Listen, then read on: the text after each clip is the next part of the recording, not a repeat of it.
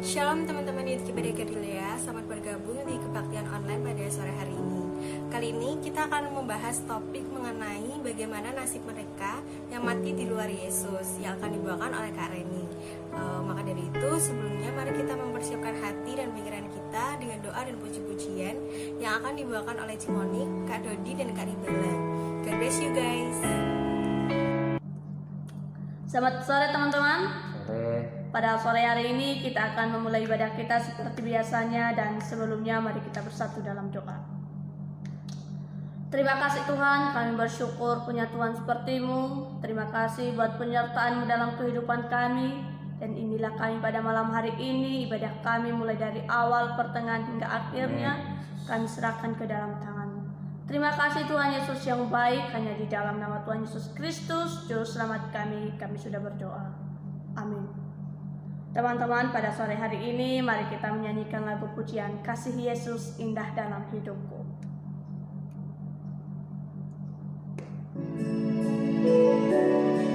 Terima kasih Tuhan, Engkau baik, sungguh baik, teramat baik dalam kehidupan kami.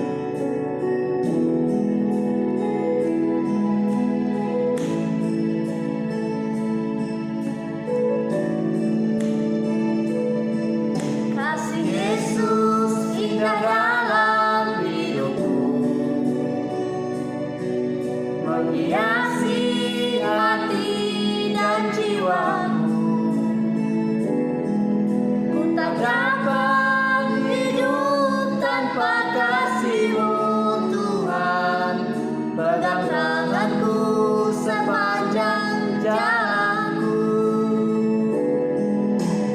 Kasih Yesus mengalir dalamku seperti sungai yang tak pernah kering. Kasih Yesus membeban hatiku, dalam kasih-Mu ku merasa teduh. Mari kita menyanyikan lagu ini dari awal. Kasih Yesus indah dalam hidup. Kasih Yesus indah dalam hidupku, menghiasi hati dan jiwaku. Ku tak dapat hidup tanpa kasih-Mu Tuhan. Pegang tanganku sepanjang jalanku. Kasih Yesus mengalir dalamku seperti sungai yang tak pernah kering. Kasih Yesus membeban hatiku, dalam kasih-Mu ku merasa teduh. Haleluya. Sungguh besar kasih-Mu Tuhan, Kau baik. Sungguh tiada yang seperti Engkau, kami bersyukur.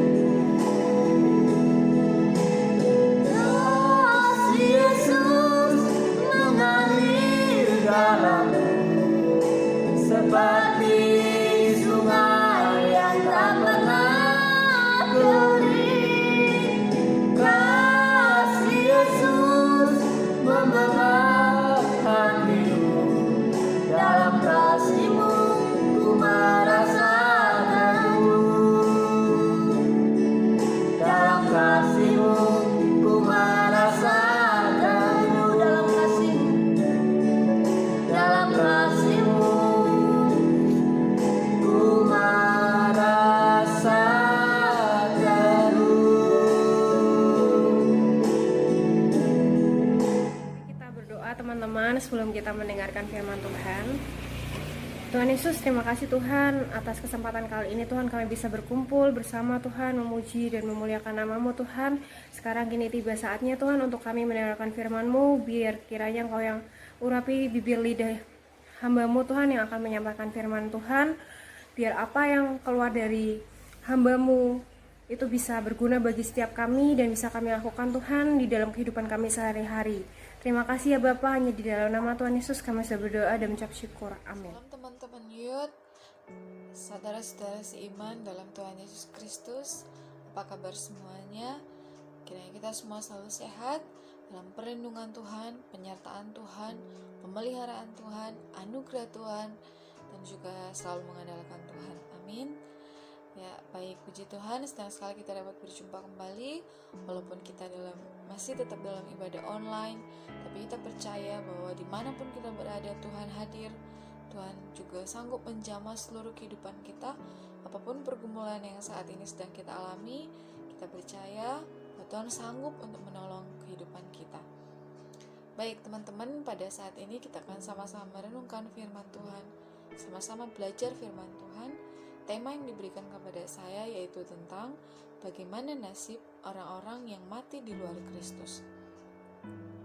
Nah, bagaimana nasib orang-orang yang mati di luar Kristus? Artinya, bagaimana nasib orang-orang yang mati dengan tidak beriman kepada Kristus? Bagaimana nasib mereka? Nah, itu dia yang akan dibahas pada saat ini. Kita sama-sama renungkan ya, resapi firman ini dan juga bisa dialami dalam kehidupan kita setiap hari dengan mohon pertolongan Roh Kudus sehingga kita tetap beriman teguh kepada Tuhan Yesus. Karena semua manusia, tidak ada yang terkecuali bahwa manusia dapat mengalami yang namanya kematian. Itu adalah kodrat manusia atau sesuatu yang harus dialami oleh manusia sebagai upah daripada dosa. Dosa kejatuhan Adam dan Hawa manusia pertama, yaitu mereka mengalami yang namanya keterpisahan, terpisah dari Allah, tidak dapat berhubungan, memiliki hubungan dengan Allah. Dan juga yang kedua adalah mengalami yang namanya kematian secara jasmani maupun secara rohani. Ya, kematian secara jasmani itu ya ini, tubuh kita ini fana, bisa mengalami kematian. Oleh karena itu dikatakan bahwa semua orang itu pasti mati. Tapi jangan takut, karena orang-orang yang berada di dalam Kristus pasti mengalami keselamatan, kehidupan kekal. Karena itu yang dijanjikan oleh firman Tuhan. Nah teman-teman, dalam 1 Tesalonika pasal 4 ayat 14, saya akan bacakan buat kita semua. 1 Tesalonika pasal 4 ayat 14. Karena jikalau kita percaya bahwa Yesus telah mati dan telah bangkit, maka kita percaya juga bahwa mereka yang telah meninggal dalam Yesus akan dikumpulkan Allah bersama-sama dengan Dia. Satu ayat yang cukup menguatkan kita bahwa orang-orang yang meninggal, yang mati dalam Kristus, itu akan dikumpulkan Allah bersama-sama dengan Yesus. Nah, ini yang menjadi satu patokan bagi kita, kekuatan bagi kita, bahwa tidak sia-sia kita memiliki iman di dalam Kristus, karena ada keselamatan, ada kehidupan kekal, yaitu hidup bersama dengan Tuhan Yesus, memerintah bersama dengan Kristus di kerajaan sorga selama-lamanya. Tetapi bagaimana nasib mereka yang ada di luar Kristus? Nah, ini saya bagikan di poin yang kedua, yaitu kita baca sama-sama ya di dalam Lukas, Injil Lukas pasal 16 ayat 19 sampai 31. Injil Lukas pasal 16 ayat 19 sampai 31 dengan perikop judul Orang Kaya dan Lazarus yang Miskin. Ada seorang kaya yang selalu berpakaian jubah ungu dan kain halus, dan setiap hari ia bersuka cita dalam kemewahan. Dan ada seorang miskin bernama Lazarus, badannya penuh dengan borok, berbaring dekat pintu rumah orang kaya itu, dan ingin menghilangkan lapangnya dengan apa yang jatuh dari meja orang kaya itu. Malahan anjing-anjing datang dan menjilat boroknya. Kemudian matilah orang miskin itu, lalu dibawa oleh malaikat-malaikat ke pangkuan Abraham. Orang kaya itu juga mati, lalu dikubur. Dan sementara ia menderita sengsara di alam maut, ia memandang ke atas, dan dari jauh dilihatnya Abraham dan Lazarus duduk di pangkuannya. Sampai di ayat 23, teman-teman bisa lanjut baca di ayat selanjutnya, dimana dalam kisah ini kita lihat bahwa ada sebuah kisah tentang seorang kaya dan Lazarus yang miskin. Seorang kaya ini dia berpakaian bagus setiap hari dan bersukaria dalam kemewahan dengan makanan yang enak. Tetapi seorang yang miskin bernama Lazarus, dia harus makan makanan yang jatuh dari meja orang kaya itu, dan juga memiliki penyakit, ya, dimana seluruh badannya penuh dengan borok. Nah, teman-teman, pada satu kali Lazarus, orang miskin ini, mengalami kematian. Nah, orang kaya itu pun juga mengalami kematian. Tetapi firman Tuhan mengatakan bahwa Lazarus, kemudian matilah orang miskin itu, Lazarus, lalu dibawa oleh malaikat-malaikat ke pangkuan Abraham.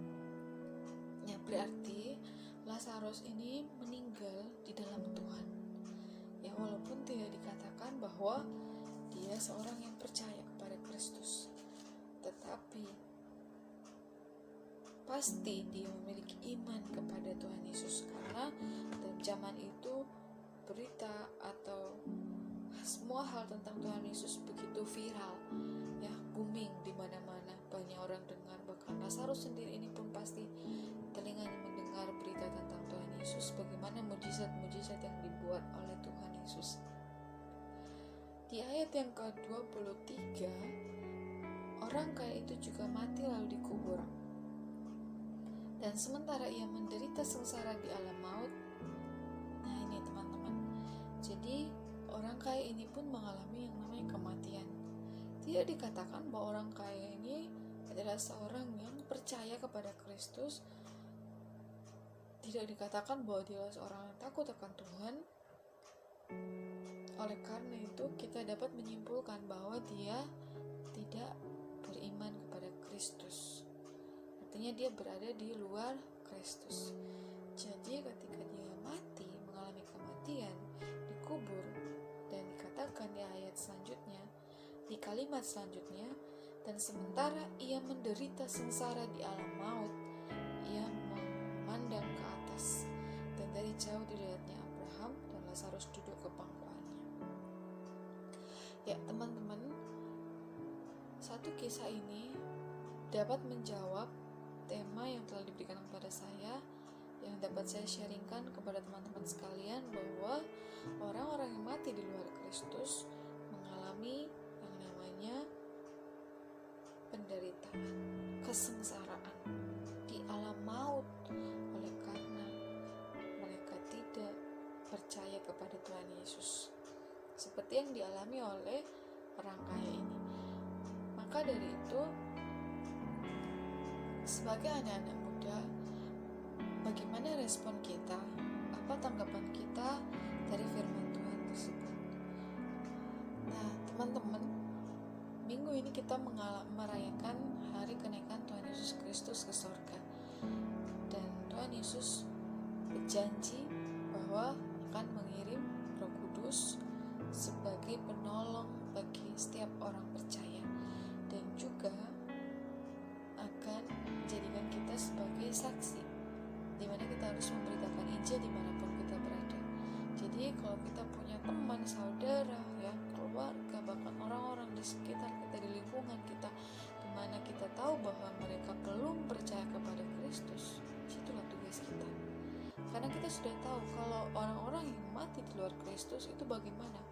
Mereka mengalami penderitaan, kesengsaraan di alam maut.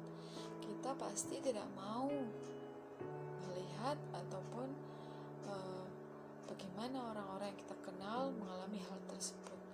Oleh karena itu tugas kita adalah menyampaikan berita Injil tentang Kristus supaya mereka bisa mendengar dan menjadi percaya kepada Tuhan Yesus. Nah, teman-teman yang terkasih, kiranya firman Tuhan ini dapat memberkati kita semua dan juga dapat meneguhkan iman kita, menguatkan setiap kita bahwa walaupun kita masih muda,